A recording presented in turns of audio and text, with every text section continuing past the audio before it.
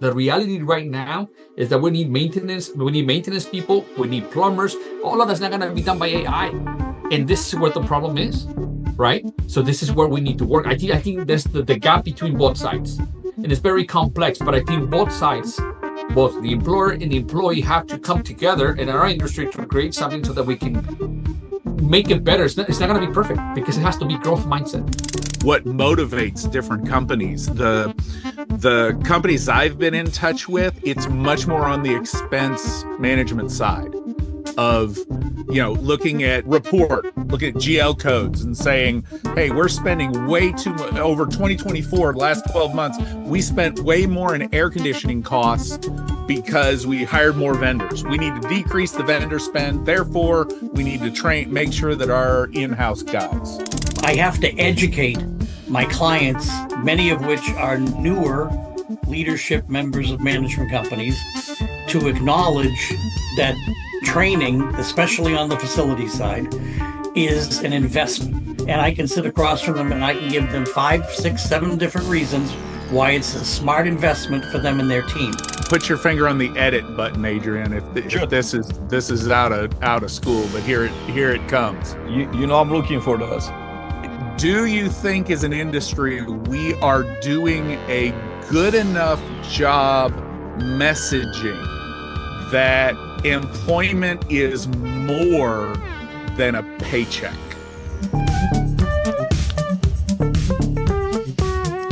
Welcome back, everyone. I don't think we need introductions. I think for the most part, we all know each other, right? So that's going to save us maybe 5 minutes there.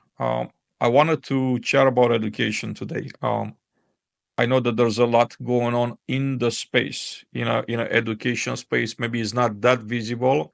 And having Paul out here, he could share like a lot of the stuff that probably, most of us don't see, because I know he's involved in, he's been an educator for a very long time, for decades, and then involved with the NAA and, involved with, many other institutions, like many other firms, I will say. I want to start by just like going around the table and talking about where do we see challenges in like adding value to our team members? What are the challenges and what are the opportunities too? I want to also focus on like, solutions that we might have. So, Paul, since I mentioned your name, I'm gonna ask you to take the stage, sir. All right. That's kind of a big, broad box. I think the place to start is kind of where I've been spending a lot of space in here recently. And that's trying to figure out the difference between skills development and responsibility. Meaning, I've been doing some research and background and I guess philosophies on figuring out who's responsible to develop an employee, kind of broadly, and then more specifically in the maintenance industry. And by that, is it the responsibility of the technician to develop themselves, to pay attention to what's going on, to ask questions, what's happening at their community, with kind of from a identifying a weakness stage, and then at the same time, where in that thought process does it become the responsibility of the employer to push or to pull, depending on which your viewpoint is? And both of those, at least right now, with a lot of what investigation type stuff I've been looking at, both of those points are what I've been looking at, been investigating, because the answers to those kind of leads to the resources that end up being available, and how those resources end up being deployed. I love your like philosophical approach, Paul. I'm gonna say something. I'm gonna ask you something. Are the employers looking at employees and what they're offering as commodity? Is it something that they could get for a certain price that's like a fair, like fairly unlimited supply of? Is it something that it's actually an investment? Is it an expense, or is it an investment that they're making in their business? I think I think it starts with that, based on how the companies approach, right? The way they're looking at their own employees, like it's how much they're gonna be willing to invest in them. It's the difference between spending and investing. I'd like to get your thoughts on that.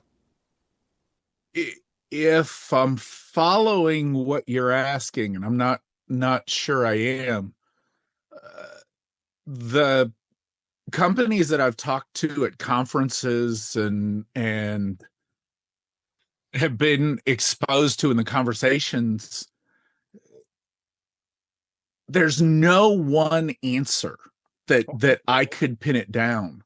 The companies that are going full in and investing in like the centralization conversation of podding or finding the areas, they're looking at how to move away from the generalist model, which is what my background is, and Adrian, I think that's kind of your view, and they're trying to figure out how to move from a generalist education to a specialist education. And I think the reason why that's relevant is the generalist education, that's CAMT. That's the curriculum that I was a part of for over a decade. And that really teaches those surface skills across the board: electrical, plumbing, heating, air conditioning, general handyman type knowledge. And that's one mode of thought. That's still CAMT, the Certificate for Apartment Maintenance Technician. That is still that thought process. But if you move away from that generalist thought process and begin looking at specialization, where the industry needs, or a centralized model, to my understanding of it, you're looking at that point to have someone that the only work orders that they're going to do are electrical, and that's it. So they're going into apartments and they're replacing the switches on the walls and replacing GFCI, and that is their focus. So they end up getting dispatched, in my understanding, in that centralization model, they end up getting dispatched only when the work order category says electrical or air conditioning or plumbing, or within that trade organization. And if that's the case, then the apartment industry as a whole and industry resources are even less attuned to providing that skills development.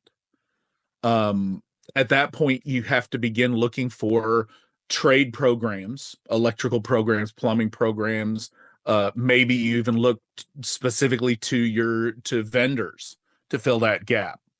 I know Roto-Rooter has a really nice program in large markets that I've been approached to do, and some of the unions have programs but are less inclined to invite non-union people to participate.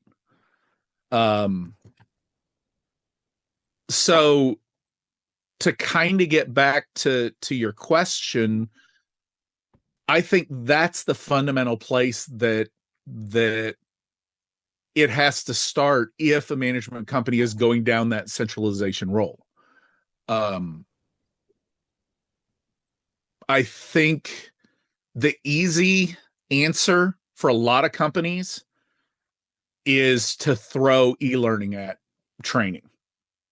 to where you've got, the big names right now are Skillcat and Interplay, both of which serve multifamily, but they're not specific multifamily.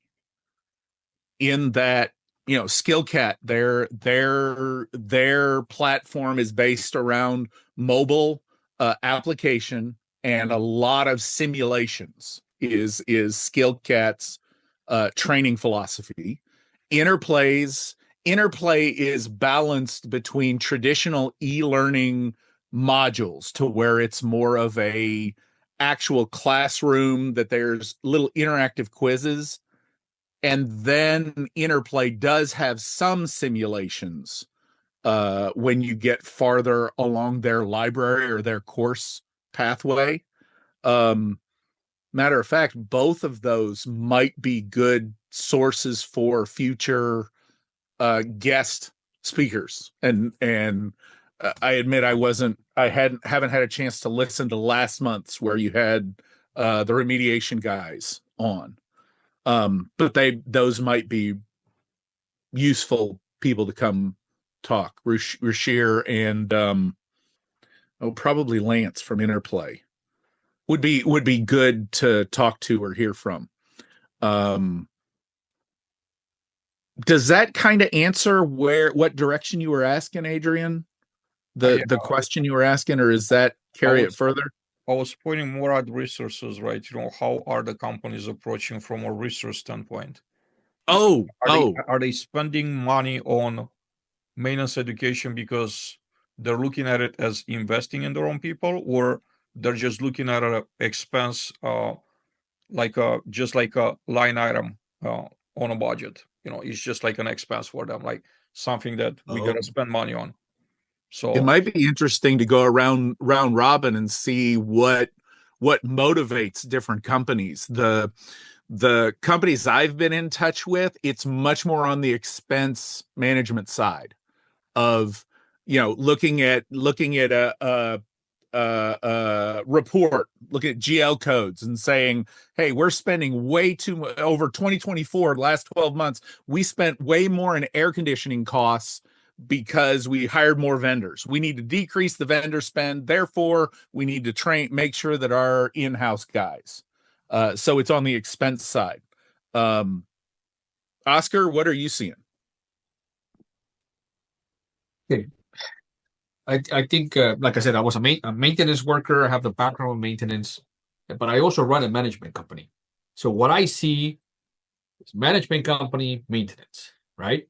And the gap is here. Who's responsible for what? And I think Scott Boyer has more experience than me on this end, but I think he will understand it more. He will give us the same approach. So we have this gap, right? Who's responsible? Well, things have changed. Back in the day when I used to do maintenance worker, the type of person like me was I was eager to learn, to continue to learn, to show me hands-on. I'll learn it. A maintenance technician will do all the type of work, electrical, everything, and ready everything, correct? We had a clear understanding of doing that. Nowadays, it seems like that's not the case. So I think in a perfect world, we need somebody like, let's say, the younger Oscar, who was the maintenance guy, who has eager, wanted to learn, do that, brings that into perspective and wants to continue to grow and get that. And then the employer, and in the case of a management company, should come in and say, what resources can I give you so that you can also grow within us and we continue to expand? So that's my perspective. I think that's where the lack is. The sense of the maintenance people are not being acknowledged to the value that they're really worth. There's a communication issue there. And I think the other one is the mindset, the fixed mindset on the management company and also on the maintenance end, that I know enough, or this is enough, and that's it, or the growth mindset. And the growth mindset has to be the maintenance person willing to continue to learn and educate themselves, to continue to grow and hopefully get paid better, but also on the management end, for them to go ahead and say, growth mindset. If I take care of my maintenance people and I continue to train them, and just like we're doing it right now, by having this conversation, is continue to learn. Because let's face it, AI is something that will help us. Technology can help us to a certain extent, Yes, but that's not going to do the work. The reality right now is that we need maintenance. We need maintenance people. We need plumbers. All of that's not going to be done by AI. And this is where the problem is, right? So this is where we need to work. I think there's the gap between both sides. And it's very complex, but I think both sides, both the employer and the employee, have to come together in our industry to create something so that we can make it better. It's not going to be perfect because it has to be growth mindset. I hope So, that you guys understand that. so real quick then, what do you think is making the decision to grow that or to bridge that gap? Is it an expense control or a employee development? Both. I think it's both. I think Okay. it's both in my end because I think All right. that the maintenance people that are coming in are not the same program like we were, correct? Right. They weren't Okay. programmed the same way we were. That's All right. foundation number one. I mean, JR, I know Dottie, Devon, everybody here, Jason. We all know that, right? We have a different mindset. I think it's an issue of mindset of how we were, our upbringing, correct? We were not on the iPhone and everything looking at this. We were getting things done, correct? So it says, I think it's both ends. And also the mindset of a property management company who, like Scott and I, that have been doing this for a while, is that, well, we're still in the past. To a certain extent, certain management companies are still in the past. They don't realize that, and they just look at the bottom number, right? This is what it is. And only when something goes wrong, like you just mentioned about the HVAC, let's look at the numbers at year end. Whoa, it seems like we spent $200,000 on HVAC. Why did it take that long to get there? What is the management company doing not to wait until that happens instead of being proactive, not reactive? So you see, it's a combination of both sides. I think that's where the gap is. And we, as an industry, we need to come on and implement something, policies or something, the way that it's going to be the difference between how we're going to survive moving forward, because we need to adapt. It's not working. Hey, can I interject for a second? Because I like your absolutely, point. Absolutely. I'm just gonna say for 1 second, gentlemen, please feel free to use like the hand raising feature on the bottom if you want to intervene. But the goal for me is to get to everyone in this virtual room during the 1 hour conversation. For the most part, we've been able to accomplish, right? But if you want to intervene, you don't have to like wait for me to call. Just do the hand raising thing. I'm gonna see it on a screen, and first come, first serve. So please, Davon. So in order to be able to go back to the cost analysis standpoint, is you have to evaluate what team members you have in house, and see what. So the ones you send to training, you have to make sure that when you send your guys out to training, that they're actually getting the training that you're sending them for. So like in my case in point, a lot of times I'll take a training and determine whether it's decent enough, and then I'll propose it to my company and say, hey, I think we need to get our guys set up to take this training because it'll actually be helpful.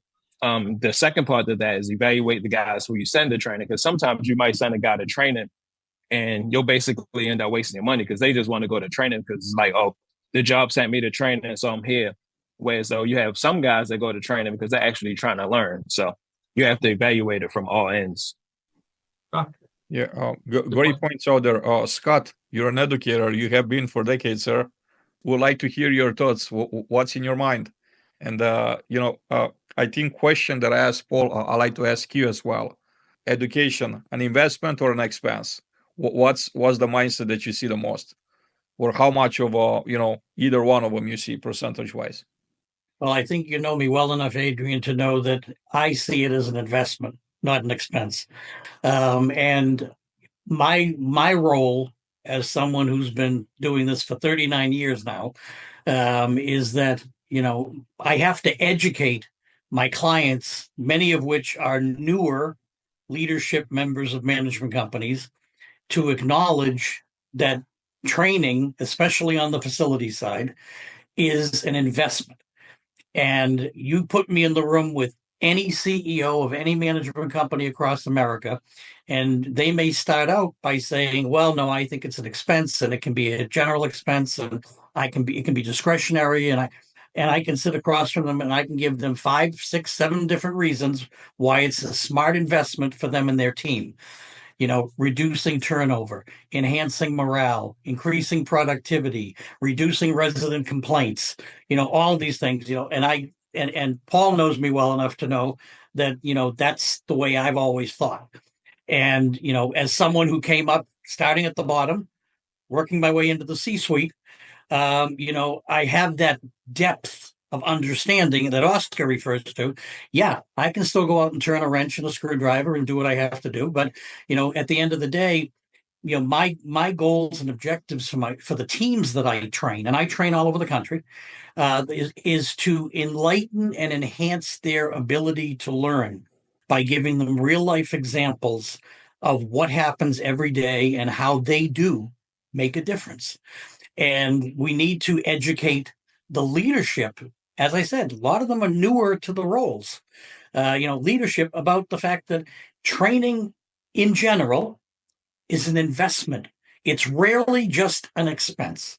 If I want to learn watercolor painting, then that's an expense. That's something that, is not part of my job. But if I want to learn to do drywall, and there's a course at the local vocational school or the community college for 6 weeks to learn how to become a better drywaller, that $200 might be well invested, because the first time I step foot in the room and fix the drywall, I've qualified the expense. Thank you, Scott. Very valuable insights. Jason, if you're in a position that you could turn the camera on and share some insights, I would love to hear your take. I think it's very important that we see this from very different angles. And you still being site level, I like to hear your thoughts if you're available. Maybe not. Yes, you are. Hey, You are. hey, so sorry. Could you repeat that? I'm in the middle of changing a lock right now.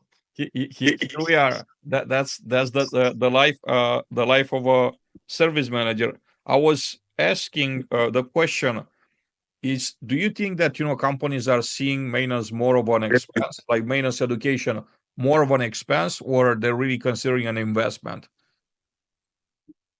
Honestly, it's hard to say. With each company is a little bit different on their own policies, but generally, from what I've seen, it seems the only one that they're really interested in investing in is the EPA and the CPO, and those are the bare minimum needed to run a facility.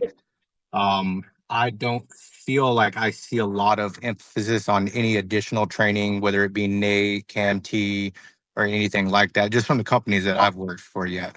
And I hate that, honestly. And I try to emphasize this to all my guys, is like there's so much more, and I always say there's places to go after a service manager. That this is not the end. But when we don't emphasize that, I believe that by not emphasizing a career path, that we are breeding, how do I say this? We're breeding people to believe, to get the bottom of the barrel. People who are just happy where they're at. They don't have any will to go further. And I feel like if we emphasize that there's more to it, and we put more money into this training, then we can get a lot more skilled employees. Right now we're in a room full of people who have achieved that and continue to achieve that. But how do we make 15,000 Paul Rhodes? How do we make 15,000 Adrians? And that's really the gist of it, is we got to invest into these people's careers to make them see it as a career instead of just a job. What other opportunities do you see for education to just kind of change the game in our field? What are the opportunities out there that you see? Something I'd really like to see, and this was something that Paul Rose was just talking about earlier. I was listening, camera off, muted, but I am listening. Is I'd like to see us cooperate more with vendors. Like you were talking about a program that Roto-Rooter had. Is I'd love to get a little bit more hands-on with more in-depth plumbing, more in-depth electrical stuff like that. That's something I would love to see, is working with our vendors. Being part of an apartment association, that we work really closely with our supplier members. That's something that's very valuable, having that relationship with them. I feel like companies like, I'm good friends with Brennan Arsenault from SkillCat. They have something that I really believe in their product. And I feel like if we were to have more companies cooperate and work with these companies, I feel like we can really create a nice synergy and get more skilled employees. And that's the name of the game. Much appreciated. Really appreciate your thoughts. Lots to think about. If you gentlemen agree, I believe that there's room for definitely doing another session on just education. I don't wanna just check some boxes and say we discuss education for an hour, because every time someone speaks here, seems like there's 2 or 3 things like there could be like in themselves particular topics for future conversations related to education. And to me, and I think it's so valuable for all of you right here, that's why you're here. First of all, it's so important that we just kind of like talk, come up with solutions for the future and ideas, instead just like checking a box and going to the next best thing. Paul Rhodes, please, sir. You're muted. Muted.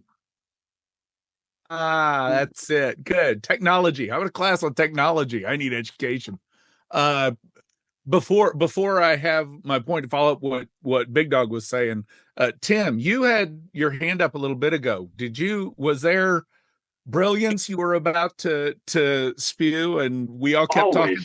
Always brilliance. It is absolutely an investment, but what is our ROI?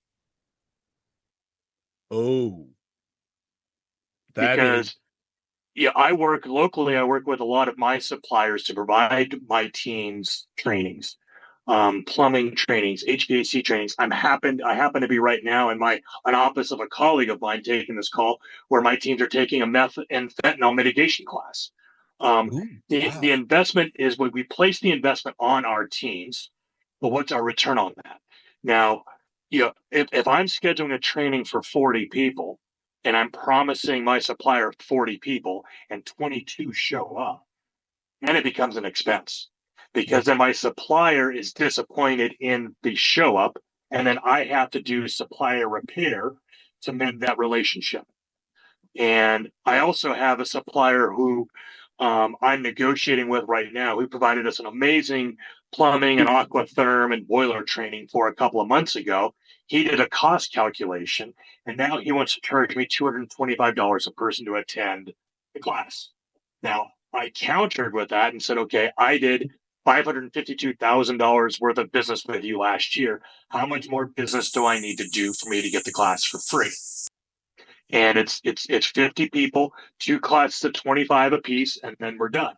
But the problem is getting the people to show up.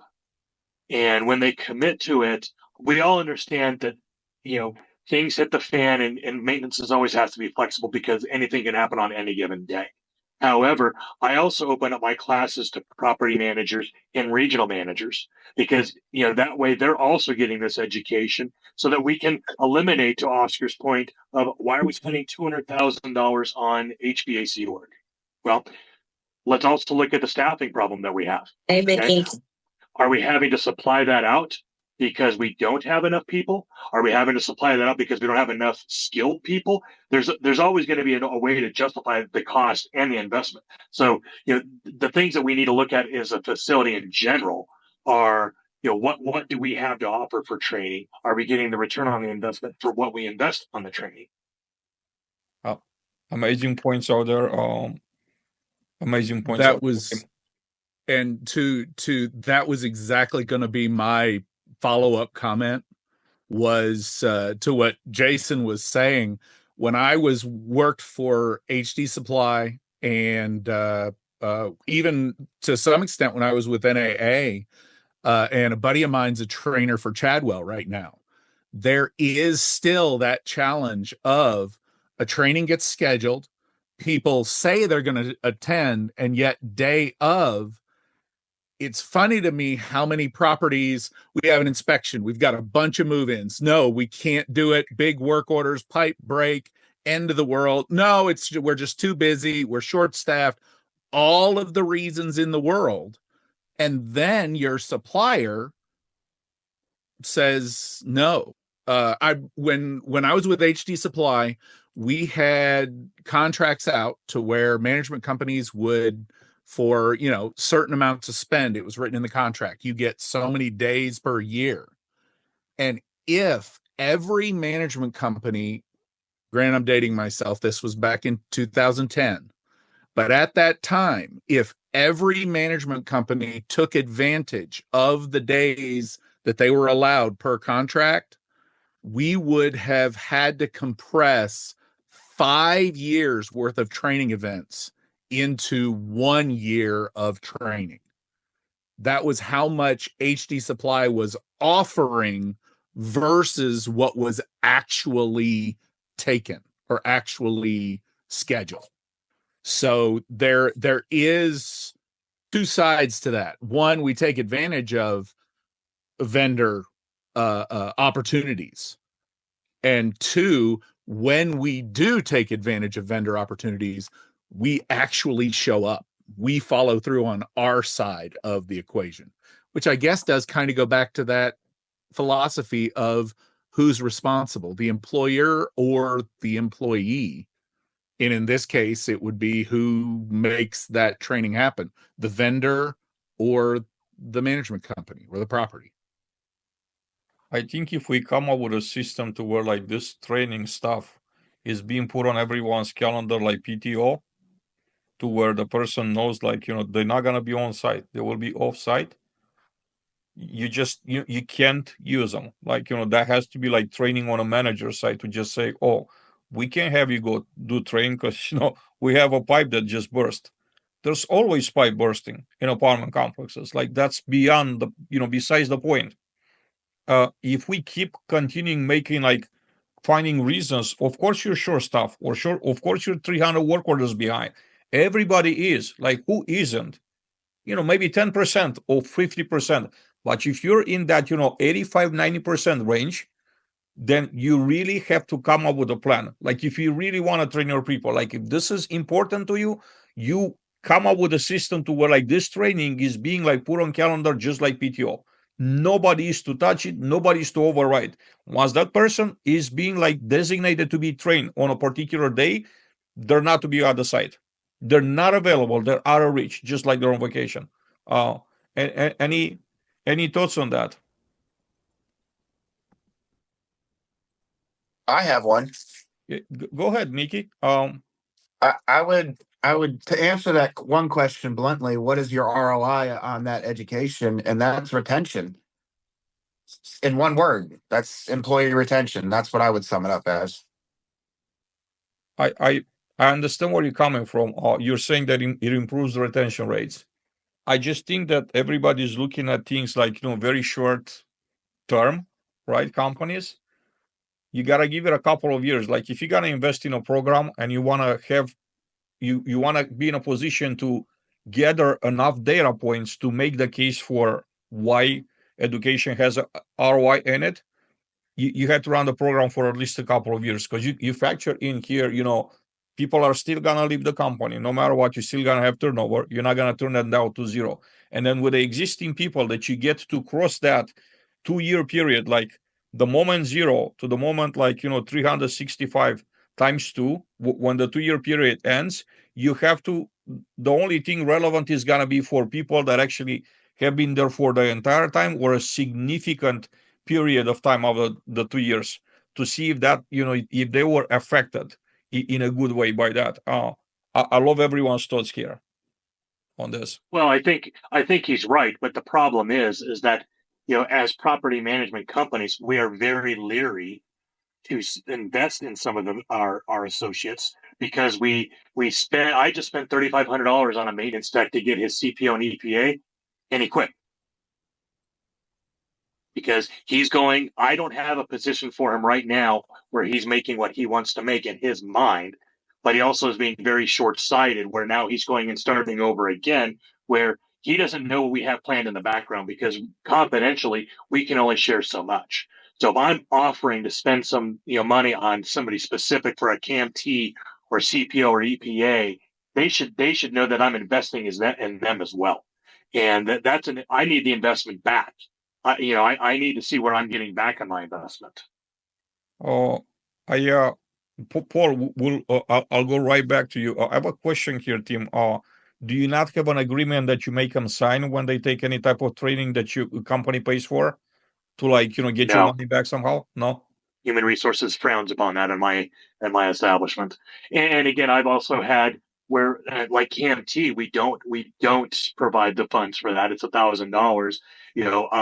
We try to reimburse, but again, I would like a signed agreement that we just don't have. Understandable. Paul Rhodes, please. All right, I have a dangerous question, possibly. Put your finger on the edit button, Adrian. If Sure. this is out of school, but here it comes. You know I'm looking for those. I know it. As an industry, do you think, and this is probably a yes or no question, do you think as an industry we are doing a good enough job messaging that employment is more than a paycheck? Because Tim, in my mind, what you just described, Tim, is that fundamentally. You had an employee that they're making $10 an hour. I'm making numbers up. Okay. Just round numbers because I don't want to take off my shoes. So I can only count to 10. You have an employee that is currently making $10 an hour. And somewhere that employee got the idea that, hey, if I'm EPA certified, I can make $11 an hour. So they pass the test. And the day after they pass the test, we have not done a good enough job of communicating. You do the job of an EPA certified person, and then you get $11. Not only that, you do that job, you will, with the organization that made you able to do that work, you will make $11.50, $12 an hour. Again, making numbers up. Or do we continue as an organization or as an industry to push it's all about money? Come to us, we will pay you more. I think it depends on your market, because certain markets are more susceptible to having the poaching or the transition that happens from management company to management company. And I also think that, where does loyalty lie in that equation as well? We're loyal to the employee because we're sending you to these trainings. Loyalty has to go both directions. That's where I'm going. I think we're not, as an industry, my question is, we're not, my sense is we are not talking about that loyalty piece. Mm-hmm. And I tend to, granted, I'm old school and I got the gray hairs to prove it. I'm old school enough to where I don't want to have to give you a contract for you to stay. At the same time, if you want to play that game, fine. I'll give you the EPA certification, but you're going to stay for a year. Or how about we meet in the middle and we will do a reimbursement? And you take the test, I will reimburse you at 125% for whatever that certification cost. And maybe we approach it that way. One of the things I wanted to say, so I teach an EPA course, and just to touch on the people wanting to leave as soon as they get an EPA, one of the things I stressed to these guys at the end of it, I was like, listen, guys, just because you have an EPA and you got a CPO last month, a supervisor, you are not. You are not worth $30 an hour yet. That does not, just you having this little magical card does not mean you know how to diagnose a low voltage short somewhere. This does not mean leave the company that you are at because you have this. Okay. And I think we really need to stress this to these people when they get these courses, that having this EPA and having a CPO doesn't mean near as much as they think it does on paper. The skills come afterwards. You just have the legal ability to do the job now. And I think that's something we really I always try to stress, and I feel like companies need to stress that too, because I'm going to be very honest and this is kind of embarrassing to admit. I got an EPA and a CPO, and I got a big head, and I jumped ship, and I got a supervisor position. And I'm going to be so honest, I was so not prepared for my first job as a supervisor. And it took me a while, and I did it, and I got good at it. But the very first couple months of realizing that I know how to do the physical job, I don't know how to run a crew of people. I don't know how to diagnose low voltage short yet.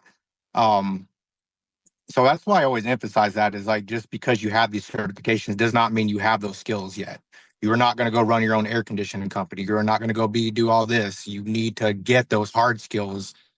And I think that's something, like I said, we just need to emphasize. You are 100% correct. JR, any thoughts? There's so much that we talked about now. I know, like with my company, like with my company, it's an investment. Like they look at it as an investment, but we also aren't. We're not pushing anybody to do anything.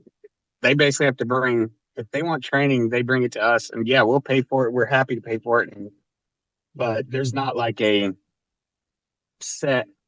No, nobody's being pushed. They're not pushing out training programs or suggesting training programs for us. But if you bring it to them, they will happily, yeah. It's more of that they're going because the one brought it up. And I mean, it doesn't necessarily spread out throughout the whole company like it should, but it's a hit or miss on if you're going to have your any maintenance techs or supervisors actually going for more training. Plus, in Texas, it's really hard to find, in Dallas area, it's really hard to find a CAMT course that you can actually go to. Just so you know, I've been looking. 100% agree with that. That is a very challenging thing. I just got one. I'm signed up for one in San Antonio, but between the price, the distance, and the time, because a lot of them are split off between 2 different weeks for some reason, that you're asking me to travel 4 hours across Texas, be there, come back to a nightmare when I come back, and then do it again the next week, and then also pay $1,300, $1,400 out of my pocket for a certification that, to be honest, I've looked over the CAMT study guides and all that stuff, and it's honestly pretty simple stuff. This isn't something that most supervisors should pass at first try. And if it wasn't for it being a nice NAA credential on my name, I wouldn't really see the value in it.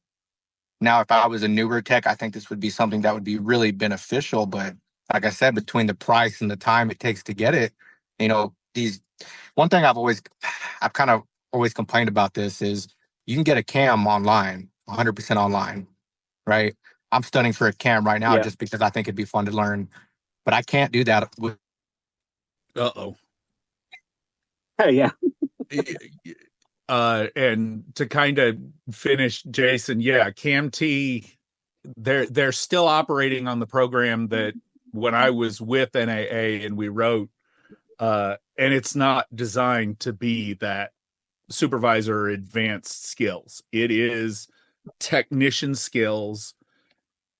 And the reason why it is different than CAM or CAT, any of the other acronyms that NAA offers, it has a hands-on component, which because of that hands-on component, it is the only ANSI accredited credential that NAA offers. Actually, it's the only ANSI accredited credential for the entire apartment industry.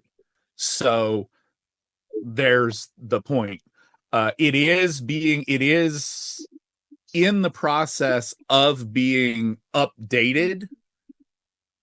It is my understanding, though, that at the end of the updating process, it will still be a technician-focused course, meaning the entry-level skills or those foundational level skills in there. But to Jason's point, everything Jason you said is very poignant. Do you gentlemen see correlation between the number of corporate maintenance support per properties or per 1,000 of units? And do you see correlation between that number of representation at the corporate level and the amount of money that's invested in education at your company? Do you think there's a direct correlation? In other words, the more support you have, facilities support you have at the corporate level, better chance you get to get more education for your on-site personnel. I want to start with you, Scott. I want to ask you that question. What do you see? Well, as you know, I don't work for a management company any longer. I became my own boss 6 years ago. 100%. I was thinking about your clients, right? What you see with your clients, because I'm sure that you have some exposure to that. I have advised several of my clients to create a new level of facilities leadership so that they can work on the higher level projects, allowing the teams in the field to continue doing what they're supposed to be doing, which is day-to-day facilities operations. And so I've helped a couple of clients create regional facility managers, area facility managers, appoint them and assign them geographically within their portfolio. One of my current clients has properties in 4 states. We have a regional portfolio manager for each of those states, but for 2 of them, we actually have 2 regional portfolio managers. And the whole idea behind it is they assist with creating the budgets. They help out by evaluate the PCNAs and determine where they can have their teams backfill. And that's what I was going to say a little while ago when we were talking about the education process, where their teams can backfill. I teach a course on how to read a PCNA. And I'll tell you that the majority of property managers and districts and regionals that I know don't necessarily understand how to read a PCNA. They see a lot of numbers. They see a 20-year grid. They see what's supposed to be done in certain years. But what they don't realize is that the numbers that are being utilized are basically plug numbers. The assessors, the companies doing the ASTM 2018 assessments, are not taking it on blind faith that everybody has an engineering department. Everybody has someone licensed to do the work. So all they're giving you is component pricing. I've had more CFOs jump down my throat over that. Say, well, why did we spend all that money if that's not the real price? You're telling me I need $1.5 million more over 10 years. I'm just telling you what the regulation says. When you tell me you can replace a boiler for $10,000 and I know it's $23,000 all in, it's important that you know that. And that's where I think we really miss the boat in a lot of opportunities. And I've used this. Paul knows my story. I've used this when I'm up in the greater Boston area. I looked at capital needs assessments and I decided that I needed somebody to do HVAC as a company licensed employee. I needed somebody to be an electrician. I needed somebody to do sheet metal work. And once I paid to have all those people done, and they didn't have to pay the course, we paid for the course, but the minute or the week or the month that they went out in the field and started working their trade, the company reinvested, got all of that investment back, and it then became a cash register. So, I had an issue when HVAC tech came to me and said, if you help me get my license, I'll do all those Magic Chef, units for you. And I'm like, okay, well, it cost me $8,500, did that. And in the first week of him getting it done, replacing through normal attrition, through CapEx, we did 3 that week. And what the contractor was charging me for the 3 that he did did pay for his entire course. And from that day on, and he's been there all these years later, he's been doing it ever since with HVAC. They have saved hundreds of thousands of dollars. So that's the message we have to get out there, that yes, you might run into that problem where somebody gets their certifications and I like to say pastrami's out the door, meaning they take off at lunch for a better job, and realize the grass isn't greener on the other side, or to the point where you get the job, you got the certifications, you apply for the job, it looks good on paper, then you get there and you can't do the job. Then you run the risk of being fired if you can't adapt quickly and learn the job. So, this is where I think as leadership, we can lend a lot of that, the bumps and bruises and blood and sweat we had along the way with these younger members of our teams, and let them know that, loyalty does count. So I try to make sure that my clients all understand the value of that. I'd like to stay a little bit more with you, Scott, because I think it's very fascinating, like very valuable, first of all, what you just said.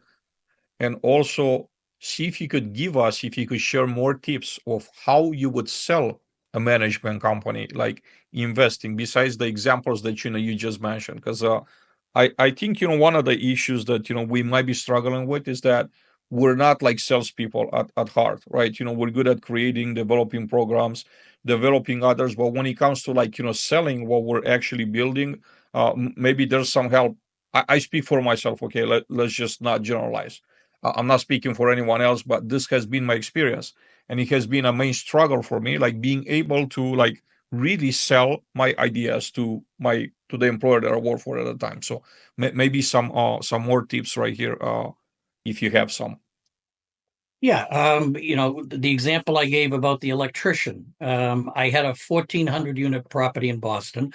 I looked at the budgets when I took over, and I realized where we were spending huge amounts of money. But if we just got some trained professionals on our staff, I could curtail that. So another position I picked up was an electrician. Well, I know that, as you know, if I'm going to hire an electrician to work for a management company, it's got to be either somebody green who just got their ticket after doing their 5,000 hours of education, giving them a solid place to work, good benefits, good everything, or I got to get somebody on their way out who's looking to slow down in semi-retirement and do that. I ended up going with the latter. I ended up hiring somebody who'd been a master electrician for years, but didn't want to be out driving around 7 days a week, nights and weekends, and the whole bit. So I hired him to be the electrician for this 1,400 unit complex, and he's still there. He's there all these years later. I gave him above average wages to start. Back then it was about $75,000 to be a site electrician, and we overpaid. The goal was to keep them, not lose them. And in the first 4 months of him being there, qualified his entire annual salary, because I made it a point to the owners that I would manage the program and measure the success. And then they came to me a year later and said, "Can we do the same thing with painters?" And I said, "Of course we can." And that's when they begin, bringing in painters from Ireland every year, every summer, to work at all their properties, to do that stuff that was otherwise being bid out and contracted. I have nothing against contractors, but I like to keep the profits in house, and I like to keep my staff happy. Amazing examples there, Scott, and super well done.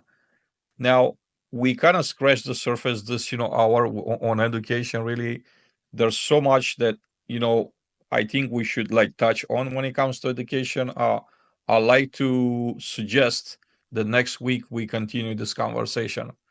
If we're cutting and we're interjecting with another topic, I think, it could maybe lose what we just discussed here, or we could take this and rolling into even more. And then Paul Rhodes mentioned SkillCat. I want to reach out and see if they want to participate. I have somebody else that I possibly participates. They have a really cool initiative that I want to let them share more things about it. I also wanna focus our next meeting on ways to train. Right, Paul mentioned the LMSs, everybody's throwing the LMS virtual book at their employees and think that that's all the problem. Reality is, I think, on opposite end, right? So what are some practical ways to do it? And then now I want to introduce I want for all of us to think what the future would look like. A AI training body that actually has all the information that's been trained in classes, and then you could actually talk with and get answers on for certain questions. What should be the what should be the voltage on on a AC entering? What's the voltage of an AC unit, a heat pump, a straight, whatever the question is, what's the proper voltage? But have all those questions on their app, at their fingertips pretty much. I think it's stuff that partially touches that. I think there's stuff that's being developed as we speak, at scale, not just for multifamily, things of that nature. So I want us to just kind of take the conversation in the future. But enough with me, Scott. Since we have you on the screen here, what are some specifics to education that you want for us to touch on in the next meeting?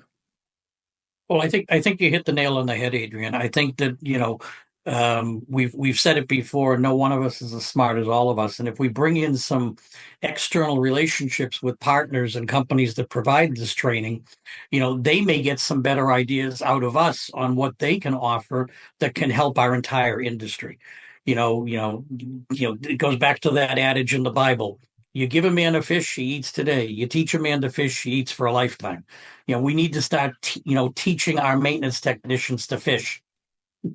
Well said. Paul Rhodes. I couldn't have said it better than what Scott just did. I mean, that kind of goes back to a lot of what we talked about of teaching somebody to fish. Well, the somebody to fish has to want to learn how to fish. I mean, if somebody doesn't want to learn how to fish, you can't force them to fish. Then they're just spending the day on the boat and with other beverages and whatever else they want to do while they're out there. But to that point, I would I do think it's a good conversation to have of method. I mean, we talked about e-learning a little bit, but what kind of methodologies? And I think the other thing is expectation outcomes of education and how to measure that. Yeah, I won't be on the next call in 2 weeks because I will be attending a training conference, learning how to do those very things. Well, we'll love to get you back on a next or the following one to share some thoughts with us, some expertise. Jason, any thoughts for the next meeting, which is going to be also education related, but things we haven't touched on today? Not offhand, but I do want to remark on something. I saw you were talking about electronic locks the other days, the key fobs. I can't stand them right now. These things are a nightmare to work on. That's the only thing I got to say. I love to make this a separate topic of conversation, automation, because as a matter of personal opinion, before you invent the best, centralization models out there, if you don't have automation in place, you're setting yourself to, pretty much fail with no systems. And, what's out there, like what are some opportunities for us? So yeah, thank you for sharing that for sure. I think the following meeting, I wanted to make it about this. JR, any thoughts on the next education related meeting, which is 2 weeks from today? Other education related topics. I mean, I think everybody's kind of hit everything as far as what the directions we need to be going. It's just a matter of figuring out the best ways to get there to actually accomplish it and actually have a change happen where we're having these guys actually want to be trained and get the training that they need to have to do the job better. Yeah, I mean, it's always it is an investment because the less vendors you have on, like was said earlier, the less vendors you have, the less money you're spending, the more profit is in-house as opposed to moving out. So, Paul Rhodes. That's kind of my thoughts.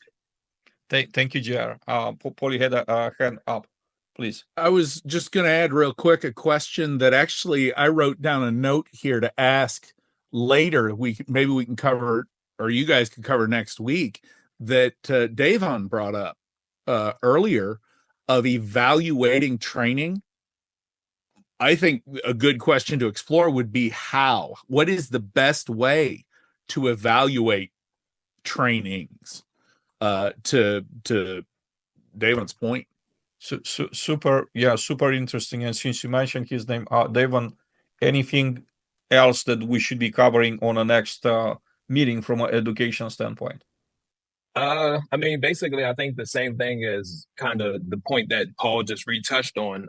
Just basically how to form that connection to change the mindset to either get them want to apply themselves when they go to training, or either, worst case scenario, if properties have different types of equipment or they have different types of way they run, they have different fixtures in their building. So, if you have a tech that he's more interested in working on like the newer stuff, you might have to just start shifting those around who, they have more skill in working in particular areas. And then the ones who are more lax in the job and they want to do the bare minimum, you might want to send them off to a property that's much easier.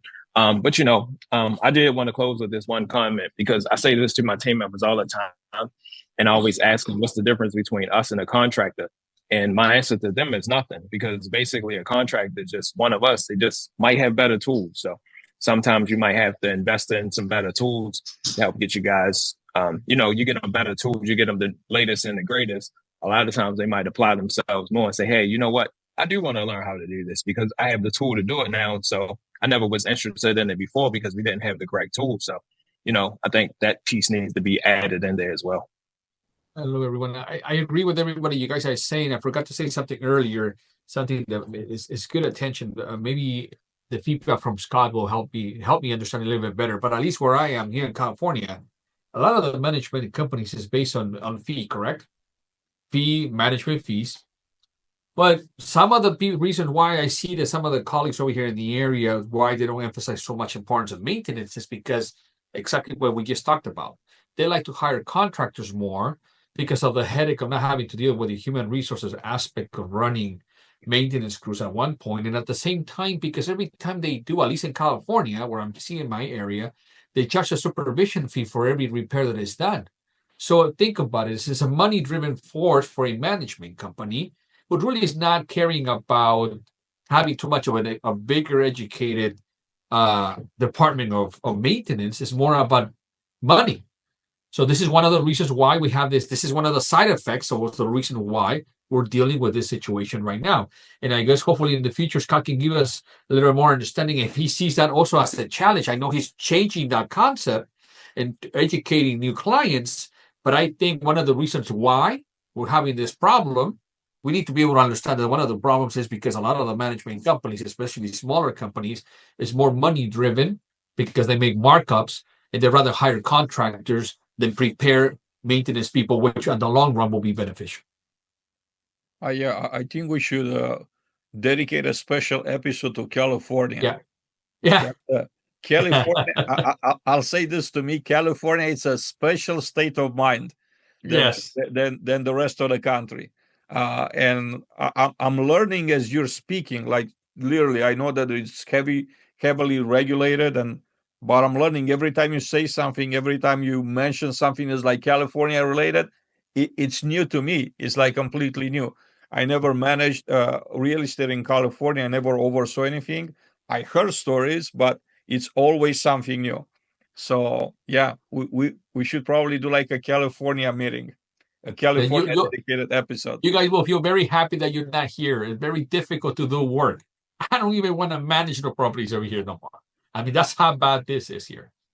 I heard horror stories, and most of the investors that I know, like even institutional, like we're not buying there. Nope. Like it's not the juice is not worth the squeeze. Hopefully, I'll say I'll say maybe like what just happened recently in light of what happened, regulations loosens up a little bit to like help with the area with the rebuild, but maybe the rest of the California maybe gets a break because like God knows it needs it. Like that inventory is getting old, outdated. They're not building as much as I think they should because of the stuff, which is ridiculous. Kyle, I know you're not in a position to really like turn the camera on. If you could hear us and you want to say a few thoughts now as we're closing, feel free to do that. And if you can, that's also fine. No problem. Gentlemen, super interesting conversation. I thank you all for being supportive, for showing up, for contributing with a lot of valuable thoughts. I'll see you all except Paul, right? Because Paul has different plans.